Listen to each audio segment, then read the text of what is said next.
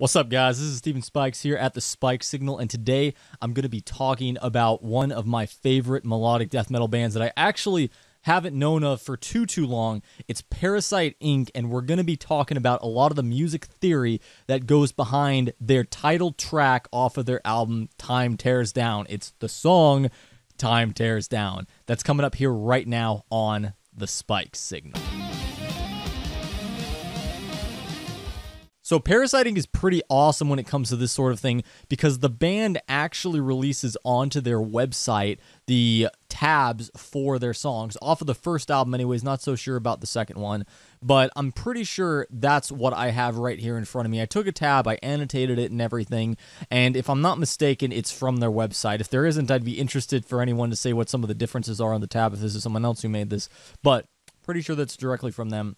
So we're going to go ahead and get into this and talk about some of the music theory that goes into this song to make it so kick-ass, so badass, and so freaking sick. So, like always, what I've done here is I've made a track called Implied Chords, which is what I'm going to be referencing in order to kind of talk about what chords Parasite Inc. is implying, whether they be playing power chords or solos or anything like that at all here. So going ahead and getting right into it, I'm going to go ahead and play just the first little bit of the song, the main riff, if you would.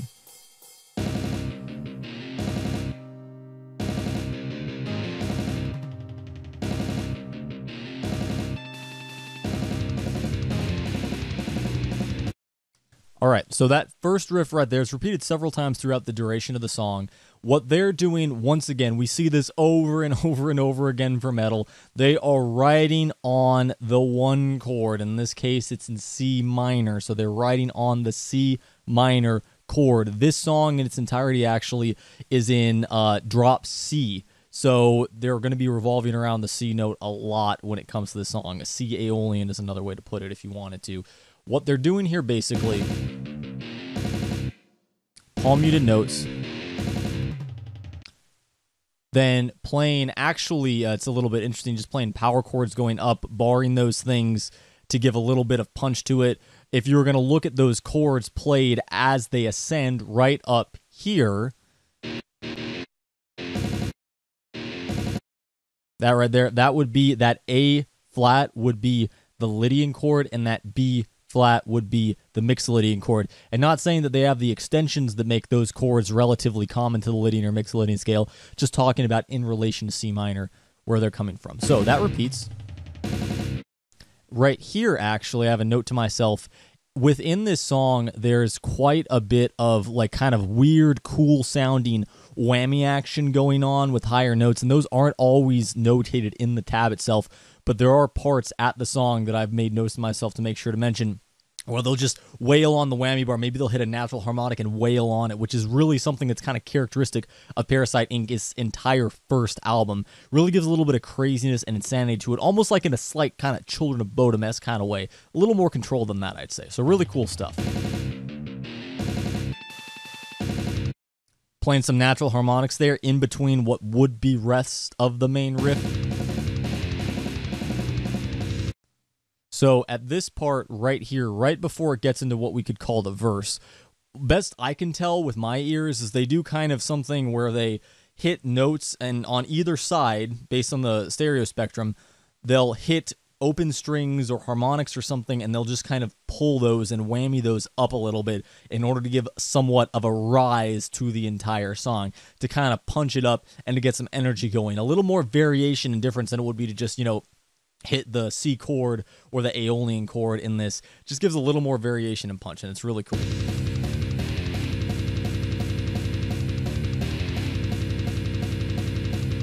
All once again in C minor, playing around the C. Okay, so pretty much just a variation of the main riff. What they're doing right here, specifically, they have changed up the main riff just a little bit. There's no longer a rest here. So again, talking about variation, like one of the most important things to make a metal song sound unique, since so much metal is very kind of always based in revolving around like the minor chord.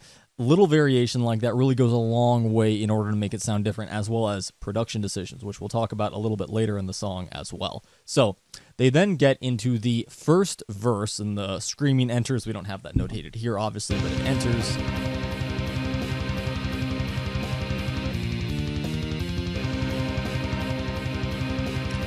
And in this, the strings are actually quite loud. So just talking about the first part of the verse, what they do essentially is one of the notes, and actually let me go ahead and turn the tab on for you guys that would prefer to see that for some of these parts right here so we can see what's going on. As you can check it out, one of the guitars in the verse is simply and only playing open C over and over again, nothing too much to it. What makes this part interesting and cool, though, is what's happening in the, shall we say, lead guitar section, which sounds a little something like this. So a couple things going on here. Now, number one, remember, we're in drop B. I'm sorry, not drop B, drop C. It's not a Soilwork song. We're in drop C. So what they have access to is the one note, the C, the Aeolian note, whatever you want to call it. They have access to that not only on the low E string, we're not in standard tuning, but on the low E string, they also have access to the one, to the C on the D string. So what they do here is they play a riff that almost entirely revolves around only the C on the lead guitar, on the rhythm guitar, right here, this whole section. But they also put over that a section that interjects the C an octave higher, with some little like hammer-ons and pull-offs put up in there for good measure as well. And that carries on to the first part of the verse. Then they kind of, they tremolo up and hit some notes aside from that. These right here would be the chords that they would be implying from those notes from the bass as well. If you want to go ahead and like pause that to look at that, you can. Just wanted to underscore what those chords would be really quick. Before I continue, also, it's worth noting the bass is pretty much doing the exact same thing. That's the bass right there. Let me go ahead and bring the tab out for you guys so you can see that. That's the bass doing pretty much the same thing, and I think throughout the vast majority of the song doing pretty much the same thing. So, all right. Lastly, there are some pads going along with this. At least there are notated in the tab. It's kind of hard to hear in the actual song, but the pads, if you look at them, are basically just underscoring what the guitar and bass are doing. They're pretty much holding on the C right like that. So, let's go on to the next part of the verse.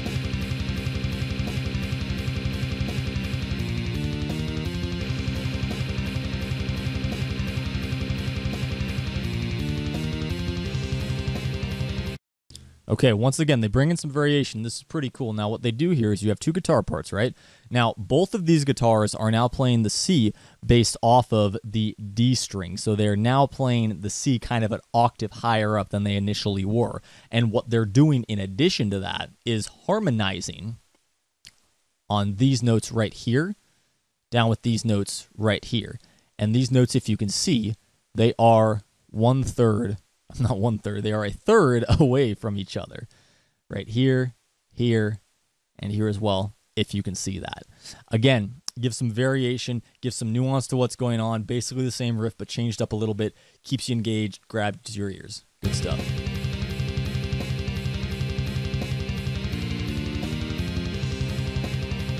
You do that a little bit more.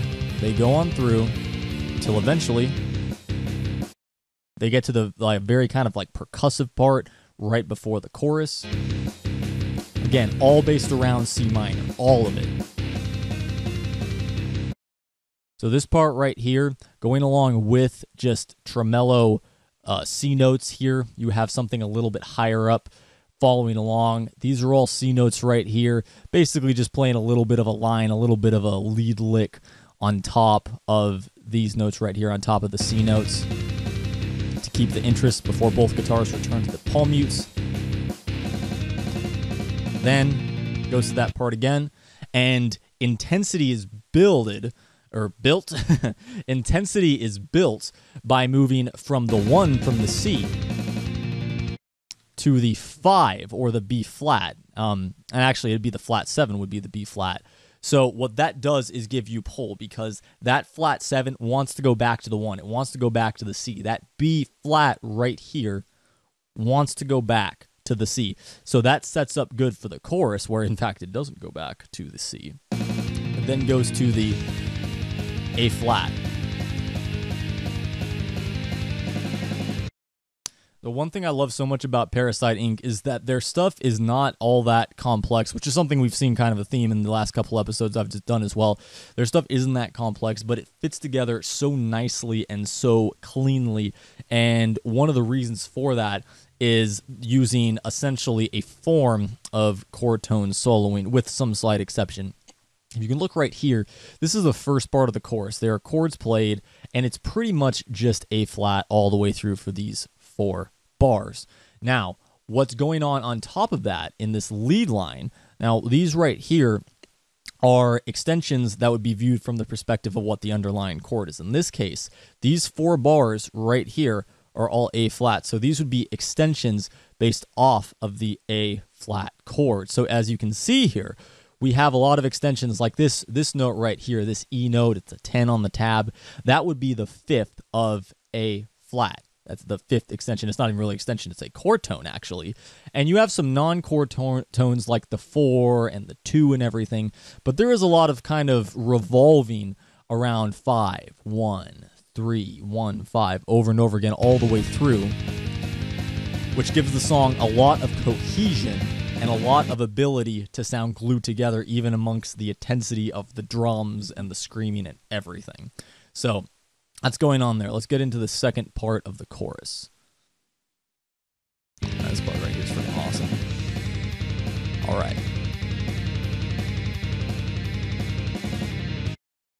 All right, so what's going on there is you essentially have, and I forget how it works in terms of panning, if it's 4 guitars or 2 guitars and everything, but what you have right here is, once again, just hammering on the palm muted C note, hammering on the 1, going ahead and giving some intensity with that.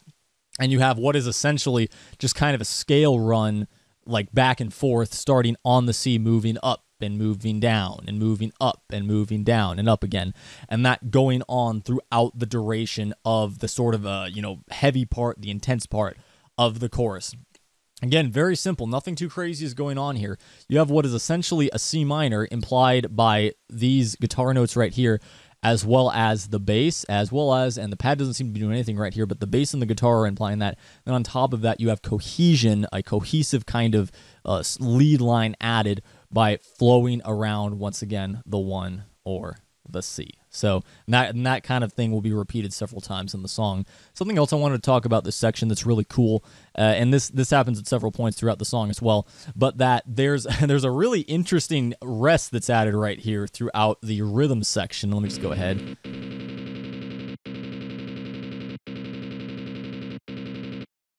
And just listening to it like here, it might not sound like that much, but it's a really just unique choice, and it adds just a lot of kind of rhythm and like flow and like I hesitate to say swing, but that's kind of the word that comes to mind. It just adds a lot of that to the song for me, and I really love it, and I wouldn't mind hearing stuff like that more often. Like I said, it's kind of unique from the stuff I've heard. I don't listen to too much like math rock or prog though, so I'm sure it's commonplace for that kind of music, but just in terms of melodic death metal, I don't hear stuff pulled off quite that seamlessly that also stands out that much at being unique. So cool stuff right there. Going ahead and continuing on. This is basically the same part. One thing I did want to point out here with the chords actually for the lead line. These right here is they actually utilize inversions at this section, which is pretty cool. So what you'll have here is essentially an A chord in second inversion. Now it's in second inversion because the 5th, which is this right here, that's the E, is actually at the bottom of the chord. I wouldn't say maybe root necessarily. You could think of it as the root, but the 5th of the chord, not the 1, is the root. So that makes it an inversion. Then you have something interesting going right here where you'd have what would essentially, again, be like an A chord, and you move up the 3rd to the D. So again, just give some kind of variation, give some uniqueness and everything like that to it. It makes things stand out a little bit and be cool. So that's still the chorus right here. I'm going to go ahead and zoom out real far and just play over to the next part that we haven't necessarily talked about. Okay. Back to the C minor. Okay. So now, not too much different here when it comes to the music theory of it, but just wanted to point out a couple things that make it cool from a production standpoint. There's actually a lot going on here that I can like discern. So first of all, right at the second measure of this part, right here, and you don't hear in the tab, obviously, right here, I hear the highs kind of getting cut around that portion of the song. So basically, it just gives you some variation and some movement and everything, even though it's basically a riff we've already heard several times. Then, along with that, again, you can't hear it here, but I hear it, what is essentially a very subtle, like, snare hit. And then around that final part, there is what I can only assume are double bass pedals going, essentially doing this rhythm right here, best I can tell, that are super, super quiet. But sidechain to that, what I hear anyways would be some kind of like white noise or something. And like, to be perfectly honest, I'm not super like high speed with sidechain compression or anything like that yet. I'm still learning it, but that's kind of, from what I know of it, that's sort of what I hear going on. And I'm just talking about that because it does add to the feel of the song. And, you know, along with the music theory, that as a component that really kind of transitions you into the next section. Then the last thing I thought was kind of funny to point out is right, like what I'm pretty sure is the fourth beat of the measure right before the second part of the song, the second verse or whatever you'd want to say, the second time the main riff plays. It is a kick that just sounds, it has like a lot of the high cuts. It's a kick that just basically sounds like something I would have heard in a pop song. Personally, you know, I feel like I've heard a kick that sounds like that in a pop song. And I just think that's kind of funny. And it's super subtle. It works really good here because, again, you have variation going on. It's not just like, you know, a drum solo, although that'd be cool. It's not just a straight up like drum solo or anything like that, or a really fast, like, you know, kick pedal going with a kick we've heard before. It's EQ'd differently. Different stuff is done to it. There's, you know, other things swirling on around it. It sounds really cool and really unique. And it's not even something you notice unless you actually dive into it like this. So I just wanted to give it a second to kind of talk about what's going on there slightly in terms of the production, because I think it's pretty cool, and I honestly really wouldn't have thought of it otherwise. So, yeah. So, going right on to the next part of the song. Now, in this section, in this tab, it's called the Interlude. We'll play it right here. It's basically returning to the main riff again. Now, I don't have too much to say here. The only thing I wanted to put out was that, once again, a little bit of variation is added simply by holding a chord throughout what would have been a rest prior.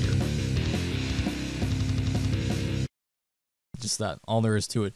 Fairly simple from what I can hear otherwise, or similar rather from what I heard last time, but nonetheless different. Wanted to point it out because it does add a little bit to the song. So, moving on from there, let's get to the next part. Let me see what's going on here. So, we once again have a little part kind of transitioning, some unique flair added to it to add a little bit of intensity right before the second verse. Now, right on that last measure, and it's not in this tab, you'll once again hear an artificial or a natural harmonic rather hit or something like that, and some kind of wailing on the whammy bar just to give some intensity. Along with that, you have something you actually don't see at any other point of the song, but in the section right, the bar once again right before the song on the guitar, or on the second verse on the guitar, you have triplets, palm muted. Again, very subtle, wouldn't necessarily notice it at all, but nonetheless, something to keep you engaged and interested and catch your ear, even if you're not like consciously aware of it.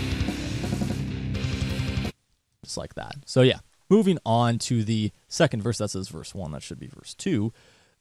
Now, in the tab here, it says that the pads enter. I can't really tell too much, though, honestly. Once again, in this section of the song, I can't tell that they're super present, but they very well could be there and everything, especially if this is Parasite Inc.'s official tab, then you'd only assume for them to be here. But yeah, so going to go ahead and get on to the next part of the song that I've annotated with stuff further on. We're going to move here. Okay, so now here stuff kind of changes up again. What you have is essentially the higher line that you had earlier in the first verse continuing with some variation once again. So first of all, these several bars upcoming, which are here,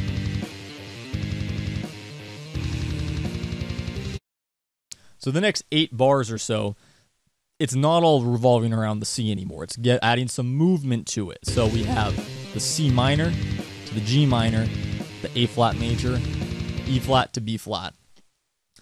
Adding some movement to things so you're not constantly in the Aeolian mode the entire duration of the song. And what's being played along with the lead line, and again, the lead line is very similar to what's been playing before, except that instead of only revolving around the C, an octave higher than the lowest C that's available to you on the guitar, you follow what chords are being implied here. Again, being a C to a G minor, to an A flat, E to B, and then over again. So yeah, going to check out the bass really quick and the pads. Now in this one, it says the pads are doing some stuff, and honestly, it wouldn't surprise me too much if even though you can't hear it, that they are in fact here, because the thing with songs like this, the tuning is so low. I mean, there's definitely bands that push the tuning way lower than drop C, but I mean, you can tell even like on the staff, it's pretty low down there and everything. I mean, we're a full octave below middle C, so it wouldn't shock me if you had a pad, and this right here would be the pad, if you had a pad giving a little bit of texture around the middle C vicinity, because not only do you have that pad then, but you also have this guitar adding a little bit of excitement around the middle C vicinity as well, the C4 vicinity, if you would. So it wouldn't surprise me there. Again, kind of hard to hear, kind of hard to tell, but wouldn't surprise me if it was there. So let's go ahead and continue on.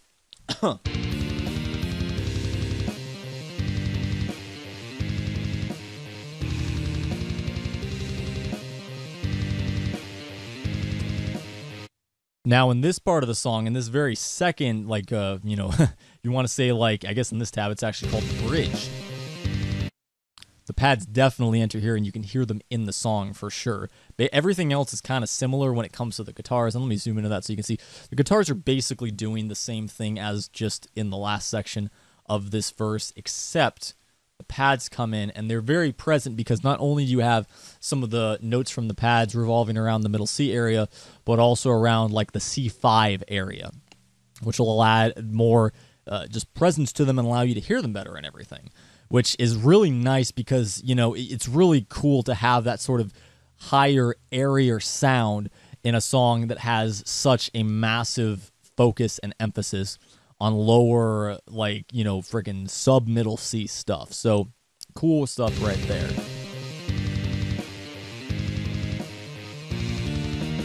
All right. So now we move into what this tab calls the bridge, and this part's pretty cool. So how I would interpret this would, number one, there's a key change, there's accidentals, some way you want to phrase it that way in some fashion. How I would phrase it would be that I would say that this is a bimodal modulation from C minor to C Phrygian. And the reason that I like to look at it that way, there's several reasons actually. Number one, Metallica, at least in their Injustice for All album, I actually once just kind of jammed along to that whole album. I noticed over and over again, Metallica was constantly switching up, moving bimodally around the fretboard and everything. They were going from minor to Phrygian over and over again. It was constant. That's the same thing that's going on here. Parasite Inc. is essentially moving from C minor to F minor. And when they do that, they have, and it's not like they're literally moving to F minor. When they do that, they're actually gaining access to C Phrygian, and that is what they're using right here. So essentially, they have added a sharp, you want to look at it that way, and now instead of the lowest C note on the A string on their guitars being the minor note or the Aeolian note, it's now the Phrygian note. So what does that leave you with? Well, you have this section right here that has, if you look at it from the perspective of F minor, or more accurately C Phrygian, it has no accidentals except for one section, which we'll get at in a second. But basically you have this line. Okay, and I noted with the extensions as such. Now I put C minor here because technically we still have a C minor chord. It's just a C Phrygian chord instead of a C minor chord. Now what that means is that you have access to a flat 2. Flat 2, from the perspective of Phrygian, gives you a lot of aggressiveness, a lot of punch, a lot of darkness and intensity. And they wanted to utilize that intensity for this section of the song. So we go on here, and you can see they actually return to what would be the flat 2 here as well. That slide. Okay, so then the interesting thing comes in. You have these 3 measures right here that are in C Phrygian. Then for one measure, right there, they actually go back for a second. I'm gonna interpret that anyways as them returning to C minor for a second. Now again, you could view this whole thing as coming from C minor if you wanted to. I prefer to not do that simply because to me this kind of stuff, this bimodality makes a lot of sense. I do this kind of thing all the time in my improv videos, and it's really a useful tactic to utilize, especially when you're playing something like metal, which can number 1 be very fast, which can number 2 also utilize the open lowest string a lot. Just bimodally changing gives you access to darker or lighter sounding stuff, depending on where you're going to, while still being able to use that good old open E string, that open lowest string. So that's what they're doing here, and that's how I'm looking at it, because to me that makes the most sense. But, like I said, they're also returning. C Phrygian, they're returning to C minor, back to C Phrygian, and you can hear that. You can hear that, like, that bump there, whatever you want to call it, when they're in C. When they go back to C Phrygian, it's this right here. It's this one. That gives you that intensity and that kind of choke of like moving to a Phrygian chord, or a Phrygian mode, actually. So that continues on. You see what's going on here exactly. We're going back and forth and everything. At points of this part, the pads also underlie what the guitars are doing. And it's even clearer right over here.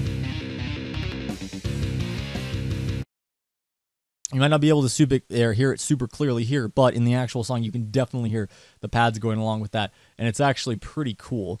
Along with that, in the section, in the ending of this first part of the bridge, there's a little bit of weirdness going on. It's this deal.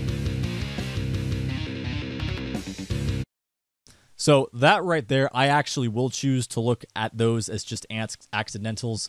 We have this B natural here, we have this D natural, we have this G flat right here. I tried to fit those into a few keys. I don't know if it's obvious to anyone what key that would fit in. Please let me know. I couldn't really figure out a way to do it cleanly in any way that made sense. So I'm just going to view those as accidentals. The point here being, no doubt, just to kind of make things sound crazy, like they're kind of unhinged, and that's definitely accomplished. The last thing with this, just literally the last beat of it, that part right there, it's pretty cool because I don't know whether it was a kill switch done to give that effect or if it was editing. I'm going to guess it was editing. I haven't seen or heard them use many kill switches on their songs, at least the ones that I listen to from them. But it's a cool little kind of stutter effect right here that, again, sounds like a kill switch and just keeps things moving forward. And at this point in the song, you haven't heard anything like that before. So it's a really good effect to keep you engaged and interested for what's coming next, even if you, once again, don't even notice it while you're first listening to it. Because you hear it, you just don't notice it. You can't pick it out of your brain and everything, but it's there. So, moving on.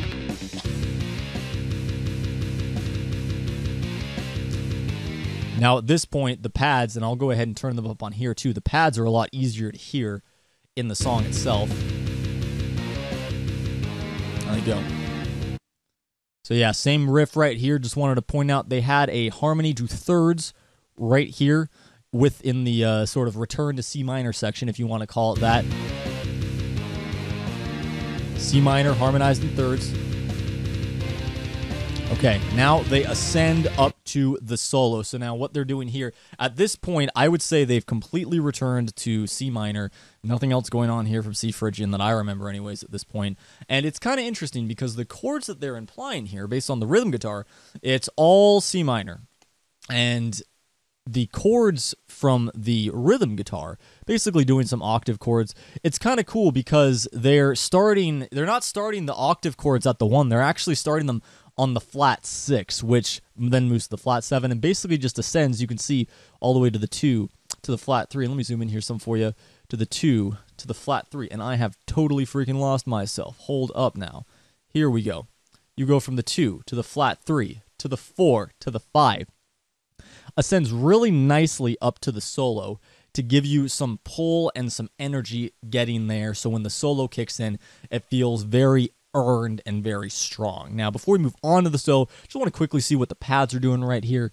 I think they were basically following the lead line rather specifically. Now, what the pads are doing in relation to this song is that they have one section, and what I'm going to guess here, if these tabs are correct, I'm going to guess what's happening here is you have two pad tracks. You have one pad that's following directly up through, following the octave chords on the rhythm guitar. You then have another pad that is essentially hitting these, what would be flat threes from the C minor chord. You have essentially hitting these right here. Actually, no, those are ones. Sorry about that. They're actually hitting the C. So they're just kind of accenting and following along to what the rhythm guitars are doing, or I'm sorry, the lead guitars, along with underscoring that one, that C. So that's that section right there. Let's go ahead and get into the, all things considered, relatively chilled out solo in this song, which would begin right. Okay.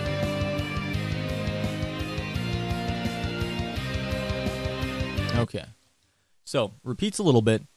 I first want to look at what chords are implied here. So, for this solo, the implied chords are as follows. We have the C minor to the G minor, which would be the 5 in C minor, to the A flat, to the B flat, back to the C, and it then repeats. So, we're going to analyze the solo based off of that. Now, what we have on the solo is essentially starting from the 1, and we have, once again, a lot of following the chord tones that are implied underneath the solo. So, for example, this section is all playing chord tones of the G minor. We have the 5, 5, and the flat 3.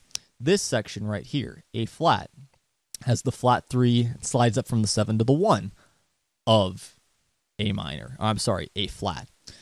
And it continues on like this. Further on, you have B flat. You have the 5, the 3, and a 4 thrown in there.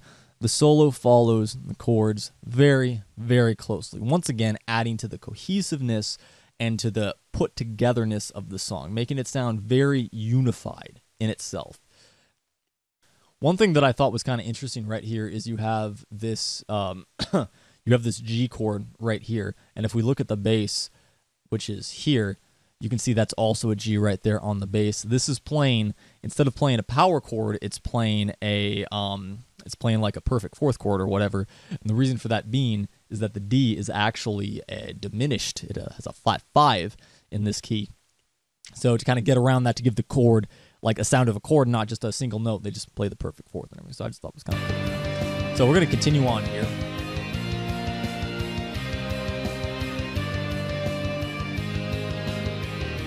All right. Now, before we get into the second part of the solo, I just wanted to point out there is a shred that starts right here on the second beat. That wasn't noted in this tab, but it is there. You can hear him playing very, very quickly, soloing up right before the second part of the solo. Just wanted to point that out here, even though it's not showing. All right, so they go into the second part of the solo. Now, the big difference here is the fact that they go ahead and along with the solo, they have actually... they cut out the chords and everything, and they actually arpeggiate through the chord tones. For example, right here, now they follow the same chords. They follow C minor, G minor, A flat, E flat. And they actually have some variation here when it comes to the E flat to the B flat. But what they're doing here is just more or less arpeggiating up through those chords. With some slight exception, you see like a sharp 4 here, you see a 7 here, you see a 4 here and everything, right here rather. But overall, they are just arpeggiating through there. And it's really cool because, once again, it adds a lot of cohesiveness to the song while still being unique, while standing out and kind of catching you in a way like, oh, this is different, this is new, cool, that's fresh, let's keep going.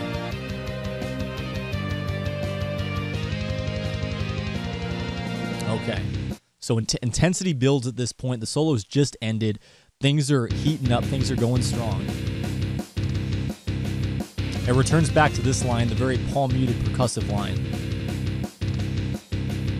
Then, one thing to point out here, very similar just from a standpoint of kind of songwriting and building intensity and like preparing for intensity, what they do right here is really cool. They're playing a riff that you've essentially already heard, but right before the second part of it, before it goes into the big freaking like smash down chorus, is they cut everything except for that one single guitar, and it's a great transition. That's a great way to move into the final part of your song.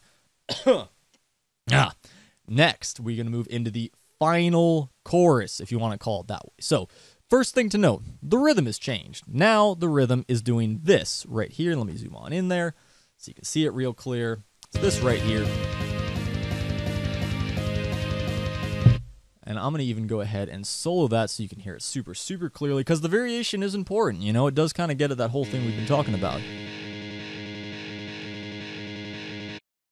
Very simple. Again, all revolving around the A flat entirely, but nonetheless different, so it catches your ear. And that's actually should be an A flat right there. That's not a C, that's an A flat. So we are implying an A flat chord throughout this entire thing. I'm going to check what the pads are doing really quick here. It looks like they're essentially doing the same sort of thing. Now, the interesting thing about this section, and if I'm not mistaken, pretty much the entire rest of the song, is that they are revolving around the A flat. However, they are also, and that should actually be, by the way, that should be a 3 and a 3 and a 5 right there, as for some of these other ones, but we'll get to those in a second. They're essentially, what they're doing is they're moving back and forth ever so subtly in an effort to give a little bit of movement, even though the guitars are revolving around that A flat. These pads, let me go ahead and play them so you can hear them.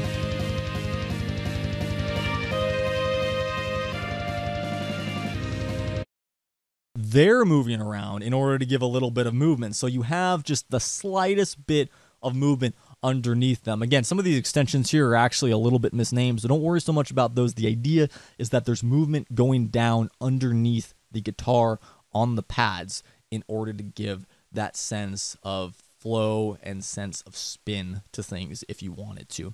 So, what we're going to move to next,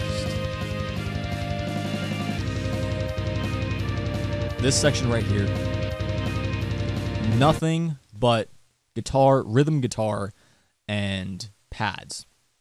This section right here, the rhythm, once again, this is where the rhythm really shows, and even like in the song as you're listening to it, it really kind of underscores how the just removing a single 16th note right here, right in this section, can add so much like swing and movement to a rhythm. It's done really, really good. And in order to juxtapose the crushing intensity of the guitar and the bass that are basically just like repeating the exact same thing, you again have pads coming up and swelling up underneath,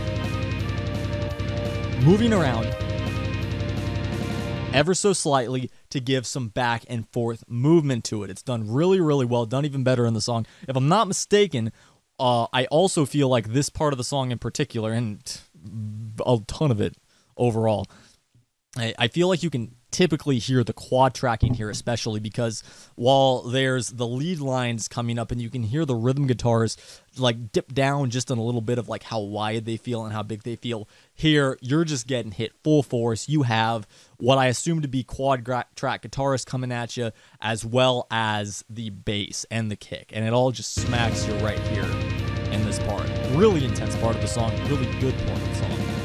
It then returns to the A flat, and that actually is more or less a repeat. This section is a repeat of the last one, so I'll just play it really quick.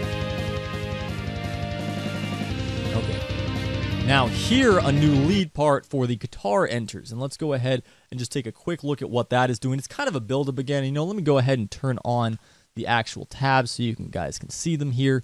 What it's doing is revolving back and forth around the chords of this, because once again, at this point of the song, the chords are changing again. We have the C to the G minor to the A flat to the B flat. So what's going on here is essentially following in line with that. You have a lead line that in some sections follows closely to the chord being underlined here, and in other sections kind of dipping out a little bit, hitting a flat 6, a flat 7, more flat 6s, flat 7s, and a 2 here. I'm sorry, 6s and 7s and 2s here.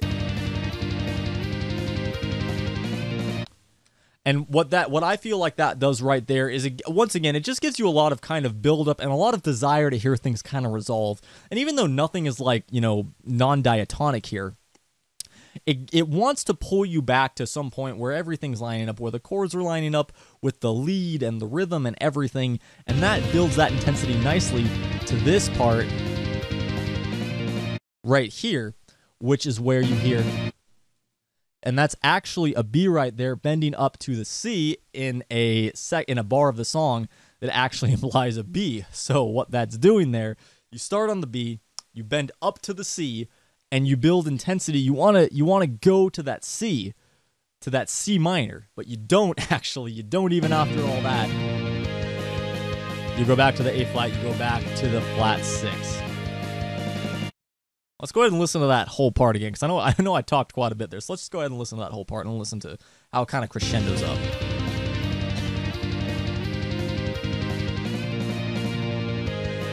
Back to the flat 6. Yeah.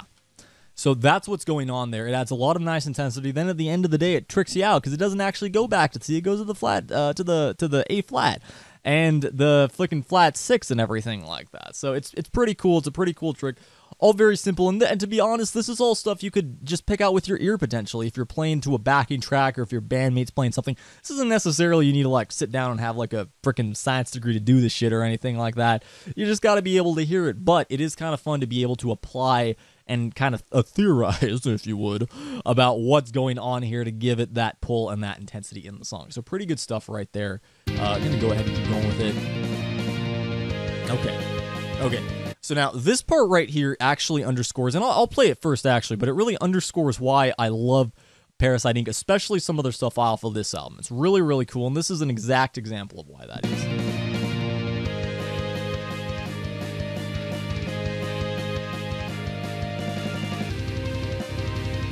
Yeah, continues on like that.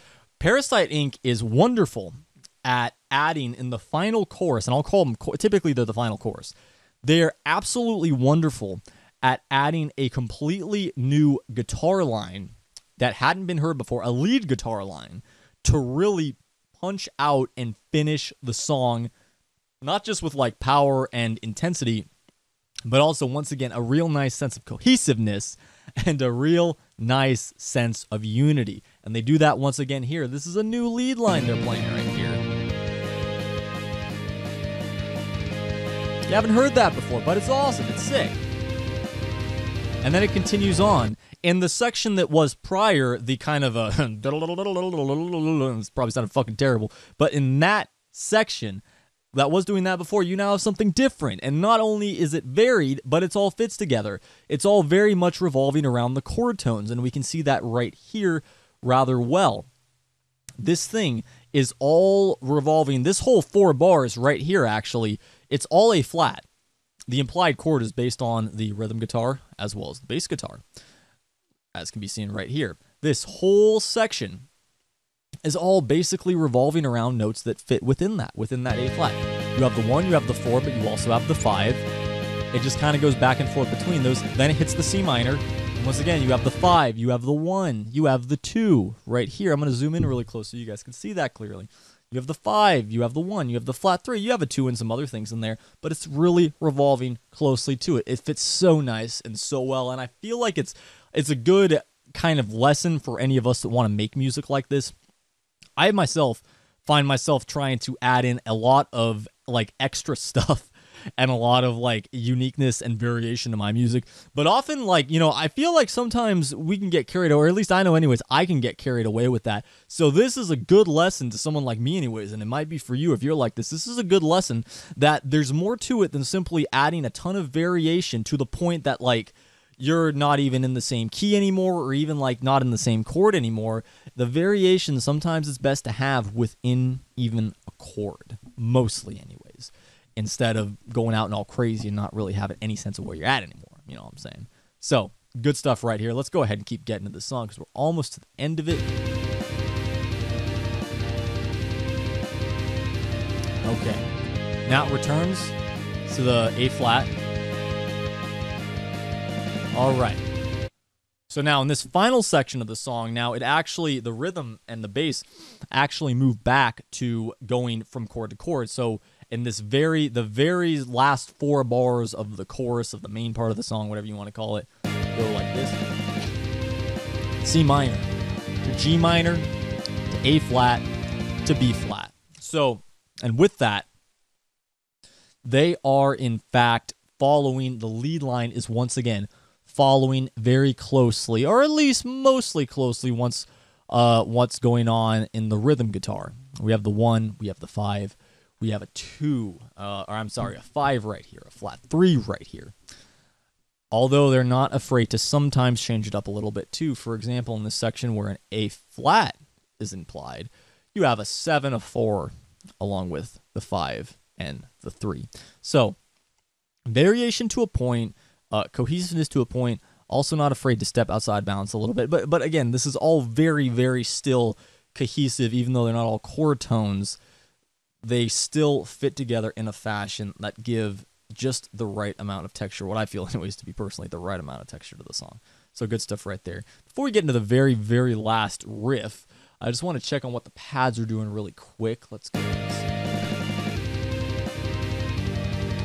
Yeah, so they kind of duck away at this part of the song. I'm going to take us back just a little bit. Now, the pads near the very end of the song, they actually gain prominence as this last part of the song closes out. So, it's pretty cool. Once again, they're all just kind of revolving around what's going on down underneath, because in this section, this is all, once again, it's all A flat. So if we go back down to the pads, for these 4 measures, we have what is an A here. We then have what to me looks to be like a B. We then go to what is an A again, then up to the B again. So they kind of move around. They go back and forth, even though overall I would argue that the chord that's implied here is an A flat based on the bass and based on the guitar. The pads don't always just stay stationary like that. And even though they're essentially adding 3 or so extensions on top of it, oh no, that's not cohesive and everything. There's a few things that go into that. Number one, and I don't exactly know why this is, but they're, I do partially. They're quiet enough in the mix that they don't really stand out and hit you in the face.